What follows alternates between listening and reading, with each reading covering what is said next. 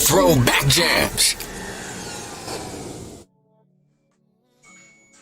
Hello, hello, hello. This is the African Queen, and you are listening to Power Plug Radio, Taboo Talk. Welcome to Taboo Talk on Power Plug Radio. You can find Power Plug Radio on the Amazon store, the Android store, the Apple store. You can also find us on all Android and Apple phones and devices. Please look us up at www.powerplugradio.com, and you can also find us on Facebook, Instagram, and Twitter.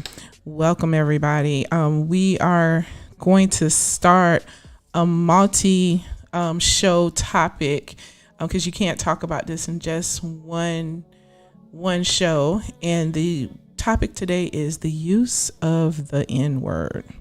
So one of the biggest taboos, and actually I was reading an article and doing my research on the N-word, and it is actually called the history of the world's greatest taboo is the use of the word nigger. There's a lot of history behind the word. And we're going to just hit on a little bit of that history and talk about it with the audience on how they feel about it. But I want to quote the director of Africana Studies and the associate professor of English at Lehigh University. And I actually know James, and his name is James Braxton Peterson. Wonderful guy, wonderful professor. But this is what he says about the use of the word nigger. The premise that you would use language directed against you and turn it around and use it for yourself is a very powerful and subversive tool. You know, the word nigger was used as, of course, to bring us down, to label us as people of color. And we have turned it around and given it positive power that we use. Now, not every black uses it, but there are several who use it, and I will admit that I do use it from time to time, and it's something that I grew up around. My brother and I, we still laugh about the way my father used the word. I mean, it rolled off his tongue like he was taking a breath. So we grew up around it, and there's some funny stories that got my daddy in trouble that had to do with me and my brother. The first and only time I ever saw my grandmother slap my dad in the mouth. And my father was 6'5", 300 plus pounds, and my grandmother was in the process of losing her sight, but she heard my brother say the word, and my brother couldn't have been. And she knew that my brother got it from my dad. So she slapped him in the mouth. And I remember standing there looking, so this word in so many different ways has had a powerful impact. Jokes. I remember the first time someone spewed the word at me in a negative manner. I was actually walking through Lakewood Estates. I was in middle school. So we're talking about in the early to mid 90s. I mean, look at me, I'm making myself younger. 80s, I'm sorry, and the early to mid 80s. And it was me and two of my friends, and we were walking down the street, and these two little kids were out in their front yard, and they looked up and they saw us, and they started screaming, and they said, niggers, get away from our yard. And I remember looking up, because I'd been called a nigger, and I had heard the word used, but it had never been directed at me. in a negative manner or any manner at all at that point in my life. And I remember looking up and thinking, oh, you're going to get in trouble when your parents hear you say this, right?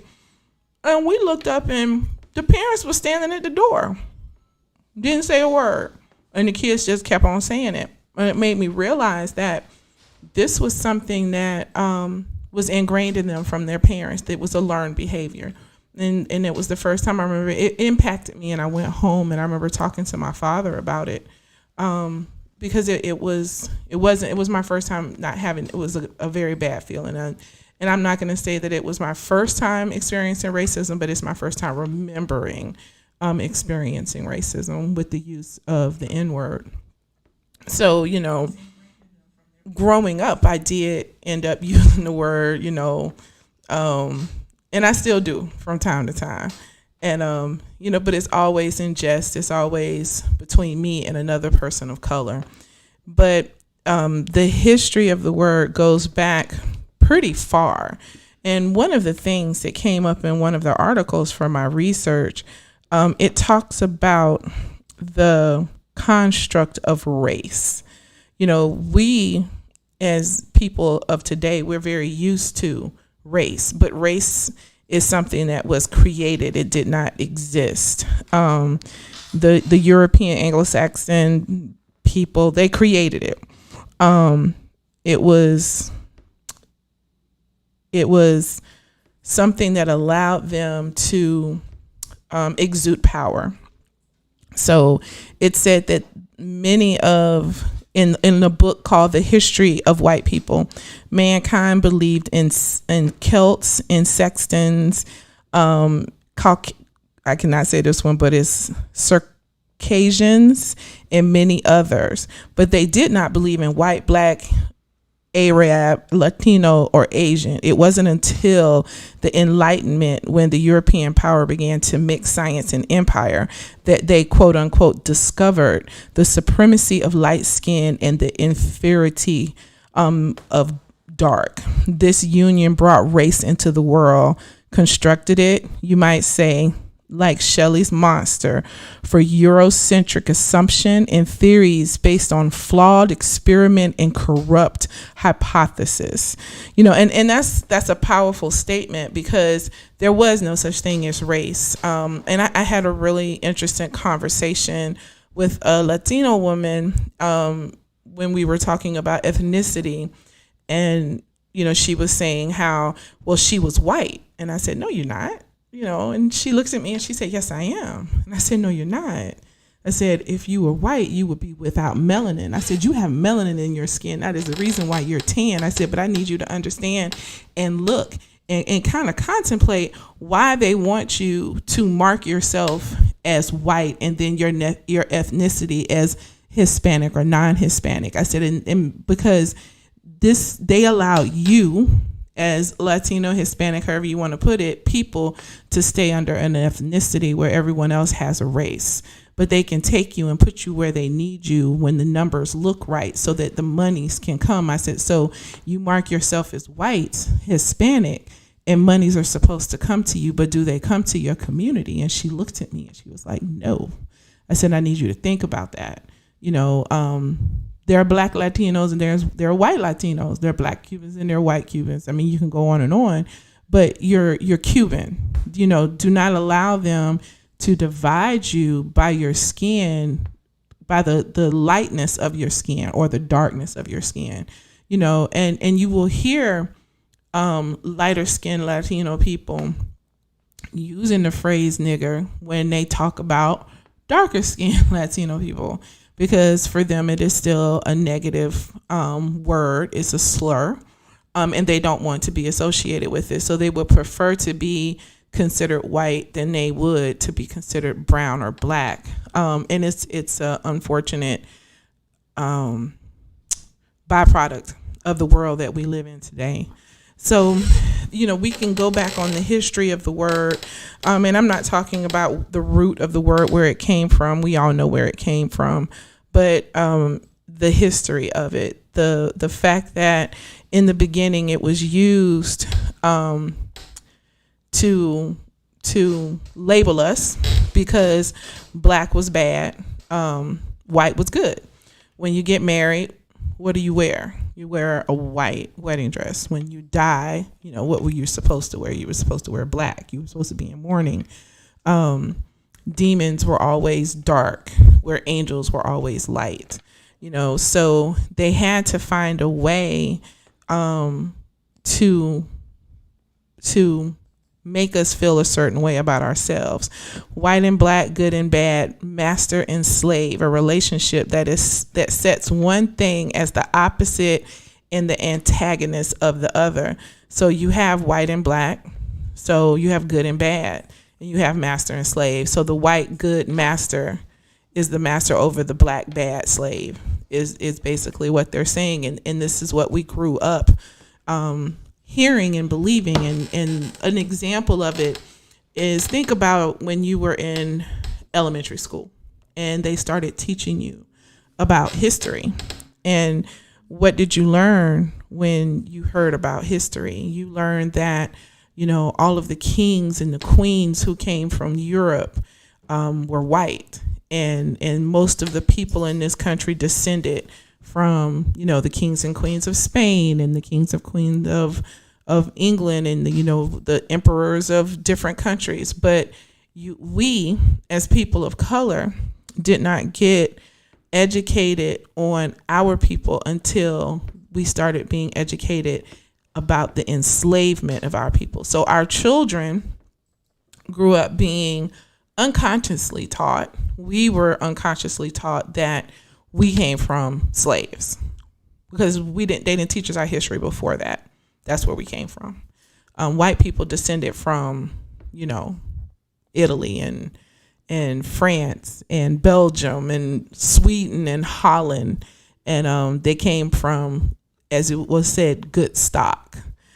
So it may not have used the N word in that, but it still has the same effect as it does for just hearing that word. So, one of the things that it's really unfortunate is when we look at the history of people in this country, we're still living through it today. We can talk about the millions upon millions of Black people who died during the Middle Passage and during slavery. But you would have thought that when slavery ended, so would have the death. But millions upon millions of dark-skinned people have been murdered in some way, shape, or form, whether it was physically murdered and killed, or if it was murdered and killed spiritually on the inside. And one of the things that they used to do that was the use of the word nigger. We didn't hear that word until we were brought over here as slaves. And then it was spewed, because most of the time they didn't even use your name. It was just either boy, girl, or nigger. And I'm sorry, and because I know that by hearing this, a lot of people don't like hearing the word. But there's a reason and there's a point behind saying it, because if you say it and you claim it, then you take any power that they have away from it. So that's the reason why I do use that word. Beneath them lurks a dark legion of learning men with crisp suits and white beards who studies measurements, theories, stories, fictions, and human creations, and maintain that preserved archives of knowledge of power, which inform the basis for the mechanics of oppression that was and continues to be one of the widest ranging and most systematic in human history. Millions upon millions of dark-skinned people murdered, enslaved, and tortured to death, and it was all done in good conscience, based on solid fact. From the genocide of Aborigines in in Australia, to the South African apartheid, to the slave ports in Lisbon and Liverpool, the Middle Passage and the Middle Passage and the 3/5 comparison, the rationalization, and indeed the empirical necessity for all of it is printed neatly inside tomes after dusty tomes sitting quietly in the archives of the world's libraries. Hundreds of thousands of pages that define the nigger. This was a word that throughout history has been used, but they now have recordings of people like Harry Truman and Lyndon B. Johnson. It was one of Richard Nixon's favorite words, as well as Ernest Hemingway, someone that a lot of people look up to because he was a very talented writer. It was sung in songs and included in nursery rhymes. I remember Eeny, Meeny, Miny, Mo. And, they kind of changed it, but it originally used the word nigger. The word picnic, the step and fetching, the history of that feeling and that word that we have had here in St. Petersburg is very wide stretching. Omali Yeshatella Joe Waller, as he was called back when he ripped that mural down off of the wall because of the way it felt. It may not, that mural may not have said the N word, but it surely portrayed it. And it was something that Black people were forced to walk past on the daily basis to go pay their water bill and take care of their business. And people of color had asked many, many times for that to be taken down, and it was ignored. So what happened was Joe Waller went in and he snatched it down and he drug it down the street, and he went to jail for that. But he sparked the beginning of the civil rights movement here in St. Petersburg, all because of a feeling or because of a word, and that word was nigger. So before we go on our first break, we're going to talk a little bit more about the history of how it was used and how we flipped it, and we're going to talk next week more about the use of the word in today's time, the use of the word by people who are not Black. Should they have permission? Shouldn't they have permission? That's a really touchy subject. That's why we're going to split this into two topics.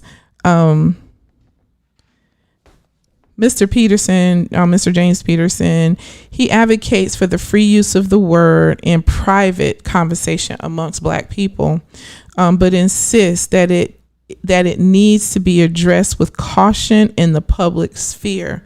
We took the word, as he said, and we turned it around, and something that was supposed to be negative and hurtful, we turned it around and we claimed it. But throughout time, that word has been used to describe everybody. It's been used to kill people and maim people. We, at one point, I think the NAACP, if I remember, I can't remember what year it was, but they actually buried the N-word. They had a complete funeral for the N-word because they felt like the N-word needed to be buried and not used. But many people disagreed to that concept because they had claimed it. So now we hear it used very negatively and positively in song and in music, in general everyday conversation.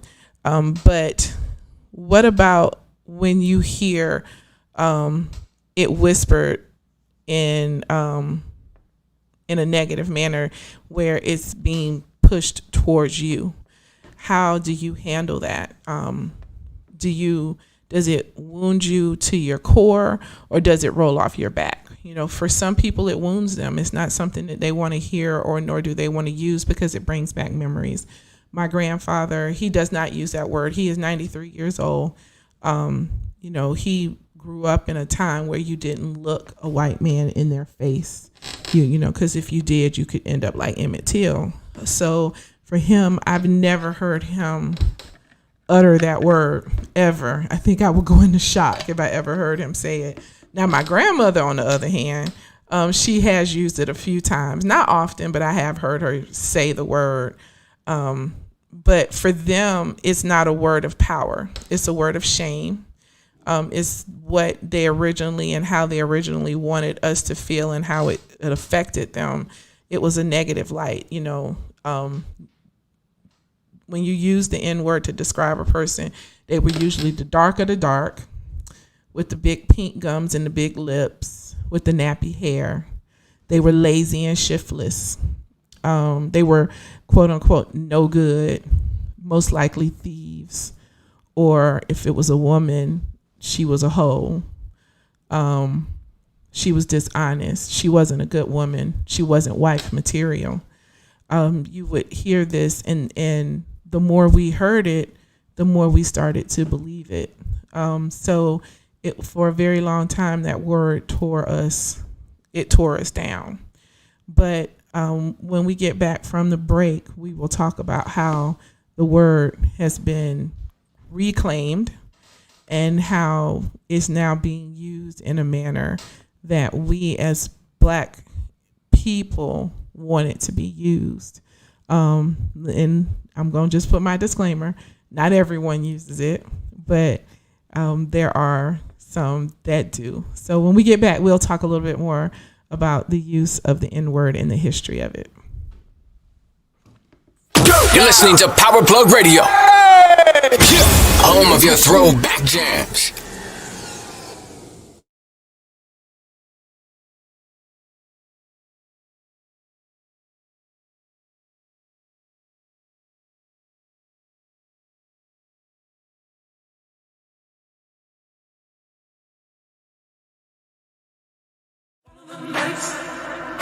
One of the nights you feel like getting down. Shout to the Mad Mob on Twitch. Come on. You're listening to Power Plug Radio, home of your throwback jams. I'm on fire. The night has just begun. My only desire is to have myself some fun. I got money, but nobody, no one to call my own. Feel so lonely, I'm tired of being alone. Some headphones sitting nights, dance where the blues on my life. Go to a place I know where the party people go. It's one of the nights, one of the nights you feel like getting down. Yeah, it's just one of the nights, one of the nights you feel like getting down.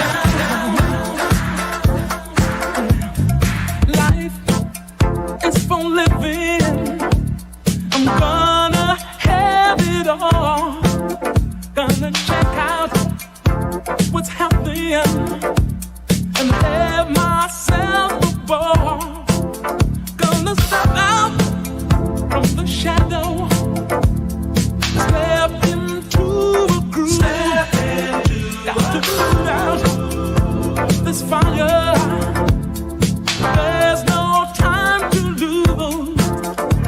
Some headphones sitting all right there, so where the blues on my life. Going to a place I know where the party people go. It's one of the nights, one of the nights you feel like getting down. One of the nights, one of the nights you feel like getting down. One of the nights, one of the nights you feel like getting down. One of the nights, one of the nights you feel like getting down.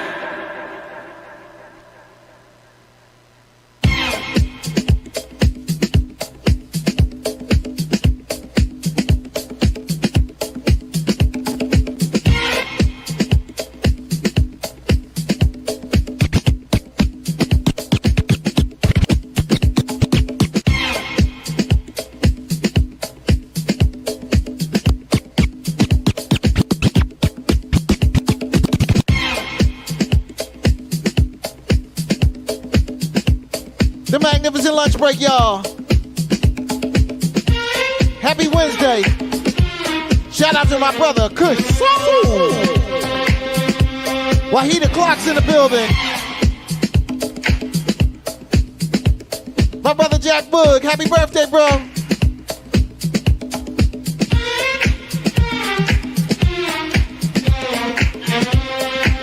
We got our dancing shoes on, y'all. Come on, come on. Treat me right, I'll be good to you.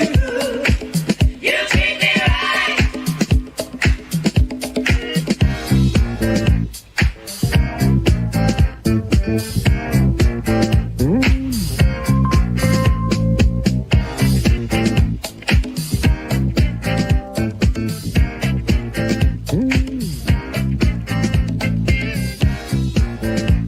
Shout out to my brother, Kitey Cat.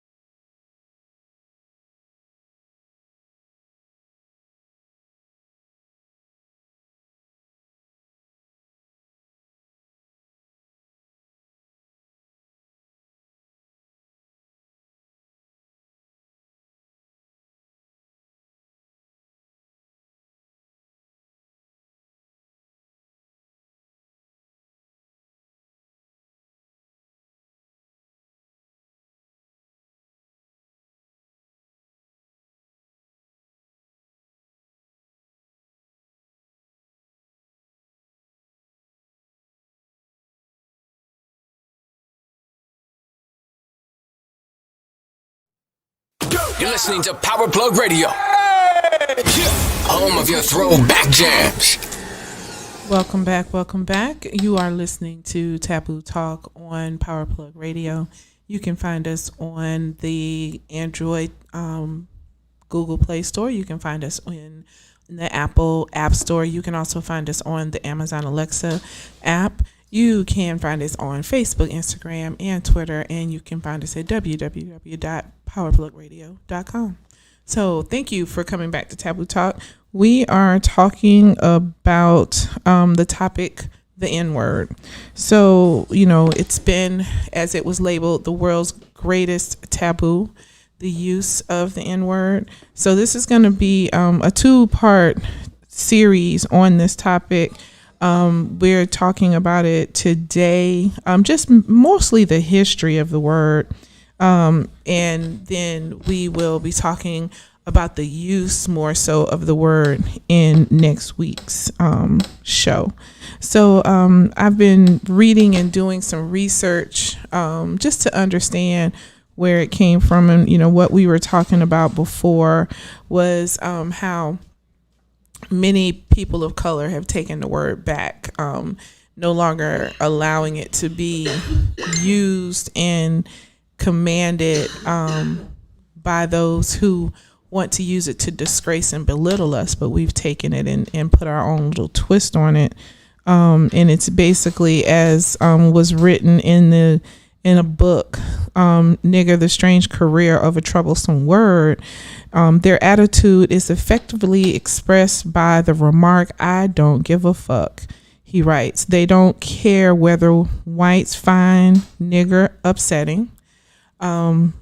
They don't care whether whites are confused by blacks' use of the term. And they don't care whether whites who hear blacks using the N-word think that African Americans lack self-respect. The black comedian and rapper who uses and enjoys in care principally, perhaps exclusively, about what they want to do to reclaim the word, including the one that maintains, despite massive evidence to the contrary, that nigger can only mean one thing. And it means what we write it to mean. They no longer control the narrative of the word. So for many people of the newer generations, the word is power. The word is a way to say, in your face to white people, to the people who created the word, to use it to degrade and to attempt to control us and divide us. Because, the darker your skin color, the more you got called a nigger, which made lighter, fairer skinned people of color feel like a little bit more superior than the darker skinned folks. And that's when you hear about the and if everybody who watched School Days, for some people that was the first time they ever heard the term jigaboo or wannabe. But I had heard those terms way before School Days came out. But it was a catalyst, the use of the word nigger, especially used against darker toned people. It was a catalyst to divide us as a people, So then you became a wannabe, because the lighter you were, the more you wanted to be white. And the darker you were, the more of a jigaboo, you was. And a jigaboo was always something negative. It was black. I mean, they didn't even, the little caricatures of jigaboos, they were just black with white lips, and that's what they termed. It brought on things like the paper bag test, which was unfortunately infamously used during the selection, during mostly sororities. And there was one major sorority that was very well known for using it back in the day, in the early 1900s. And unfortunately, it divided people even more. It divided within families. It divided within my own family, because my grandmother was my complexion and my aunt was extremely fair. And so my grandmother and my aunt both tried out for one particular sorority who unfortunately did the paper bag test, and my grandmother was just too close to that nigga color that she wasn't allowed in. So she had to go and pick another sorority, and it was basically, and unfortunately, in a way, the rejects of the particular sorority that I'm talking about, which I'm not gonna name no names. But the word back in the day was used to control, and but around the 70s, you started hearing the word being used as a term of endearment between two black people, which confused the heck out of white people. They didn't know what the hell was going on. And black people really didn't care, because what they were doing was they were taking back their power. You had the blaxploitation films, Superfly and Shaft and Cleopatra Jones and Brown Sugar, and we can name them all. And what was the dude's name? Dolomite, Rudy Ray, I think it was. He famously used it. And then you had Richard Pryor. And you had Richard Pryor and Red Fox and Dick Gregory and Moms Mabley. Then you had Millie Jackson, who was singing her nasty songs, and she'd throw the word up in there every once in a while. So you started seeing a group of people take a word that once was a disgrace, and they changed it and they took their power back. Richard Pryor used it where I swear he could tell a joke, and he used the N-word like Sam Jackson uses motherfucker. It was just that bad. But it normalized the word, and it made it less painful to hear. And it was something that needed to be done to show those who created the word for control that you no longer controlled us. So, this is something that is a part of our history that we should not let go, that we should not let disappear. We need to remember these things. We need to remember why they called us nigger. We need to remember how it felt to be called, and still to be called, nigger. We have to remember why we took that power away from them. We have to remember why we use the word in the manner that we use it. We do not want to forget the history behind that word, because to forget that history is to forget your own. So we are going to start to wrap the show up a little bit early tonight, because we want to leave the bulk of the topic for next week, where we will have more hosts and guest hosts to be able to have a good conversation. And who knows, if the conversation is really good, we may spread this out to a 3-week conversation. We need to talk about this and see how people feel about the use of the N-word. So with that being said, I want to say thank you for tuning in tonight. You are listening to Taboo Talk on Power Plug Radio, home of your throwback jams. You're listening to Power Plug Radio, home of your throwback jams.